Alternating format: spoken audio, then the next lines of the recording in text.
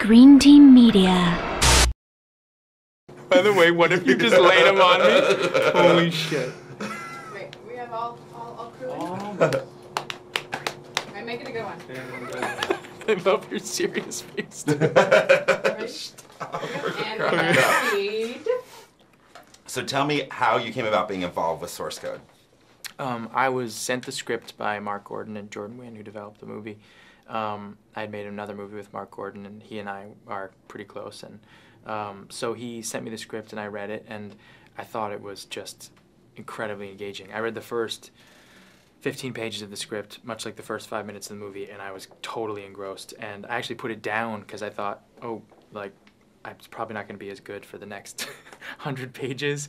And I eventually did pick it up soon after because I couldn't leave it there for that long. And it just got better and better and better. And I thought, oh, I want to do this. Like, I totally want to do it, even though there wasn't a director.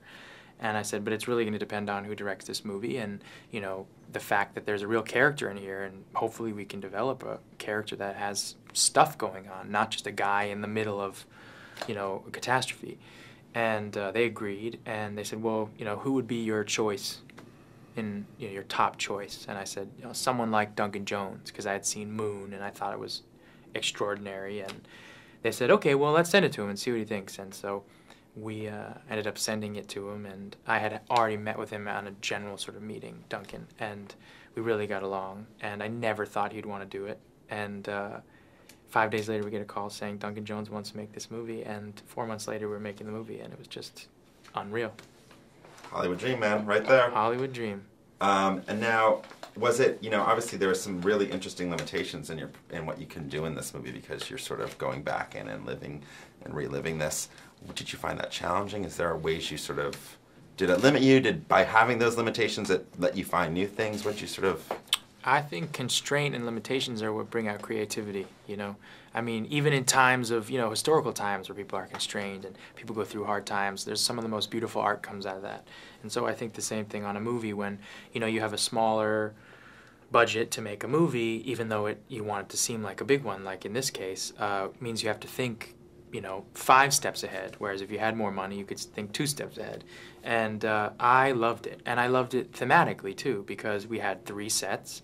You know, we had to keep driving a story in very small, you know, on these small sets in these small spaces, and so you were constantly thinking. And I'm somebody who is always up for a challenge, and the variation is what makes this movie. And the variation comes from us deciding very clearly that each source code was going to be its own kind of chapter in the book of the movie.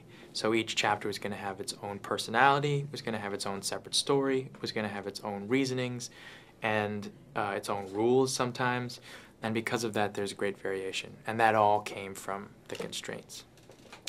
Talk a little bit about working with Michelle Monaghan, because I mean, at least your character gets the advantage of knowing what happened in the source code before and falling in love with her sort of over time. Yeah. And it eventually gets to a place where, like, in 7 minutes, 8 minutes, this, you know, there's obviously a foundation that was started by Sean Fentress, but...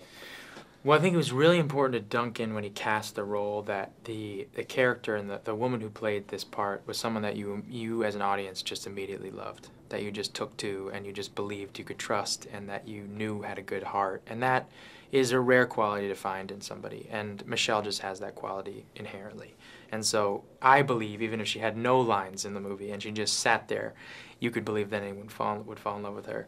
But with us, you know, she happens to be so smart, such an incredible improver. You know, you throw things at her, she has great lines to throw back.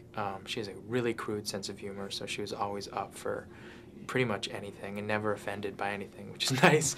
And I happen to be the same kind of way. So we played really, really well off of each other. And she is just, she's obviously gorgeous, and she has a real...